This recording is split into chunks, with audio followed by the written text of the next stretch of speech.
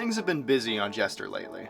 We have a handful of jobs that we need to complete before we're underway, and we've been working day and night on them. Some things we've quickly learned about owning a boat are that 1.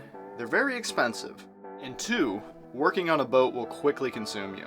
But that's what's made this an exciting and rewarding experience already. With lots of help from friends and family, we've decided to divide our efforts in order to solve some of the more daunting tasks. Big problem number 1 is electricity.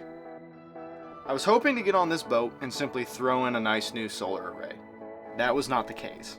This boat was made in 1979, and over the last 4.5 decades, it's developed some pretty serious electrical issues.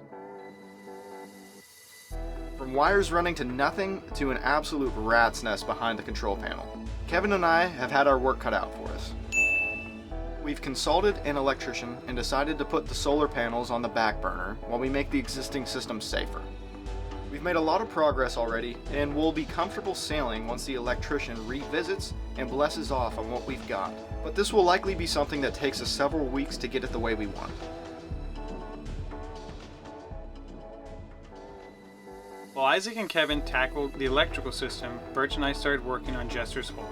We started by removing our old depth finder, only to realize that it had been leaking into the hull in between 2 layers of fiberglass and insulation. The hull was so saturated with water we could express it just by pushing on it. After consulting an expert, we realized we were going to have to remove a layer of fiberglass and the layer of insulation to let them dry before we could re-glass the hull. Now that we have all that removed, we can move on to replacing our sea caulks. I used a sanding bit on the Dremel. It ate through the fiberglass. I just alternated between dremeling and test fitting with the through hole fitting itself.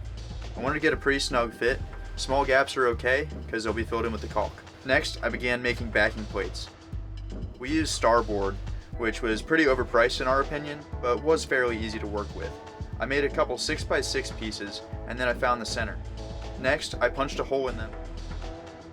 The plates were a perfect fit for the through hole fitting, so I sanded everything down with some 60 grit. Next, I moved on to test fitting. I placed the through hole fitting through the hole, and then I came inside and I placed the backing plate. I marked where the threads came out, and then Brad and I cut the fittings down to size. They weren't perfect, but with a little bit of sanding, the sea caulks threaded right on. After some adjustments, we began the final installation. We chose 3M 5200 caulk. It's marine grade and is rated for use beneath the waterline. Brad coated the through hole fitting and put it in place. Up above, I placed a bead of caulk on the backing plate, slid it on, and began threading on the sea caulk. The sea caulk went on with no issue. I put a bead of 3M 5200 caulk around the backing plate, and then we left it alone to cure. We've also taken care of a few other things. A friend of ours was nice enough to lend us some prop glide, which we put on our propeller. We bought a refurbished outboard motor for the dinghy, and Burch and Brad decided to take it on a test run.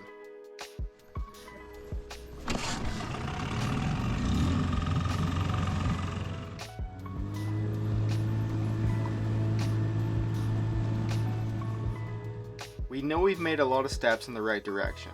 Right now, it's hectic and it's difficult to get the cameras rolling while we work.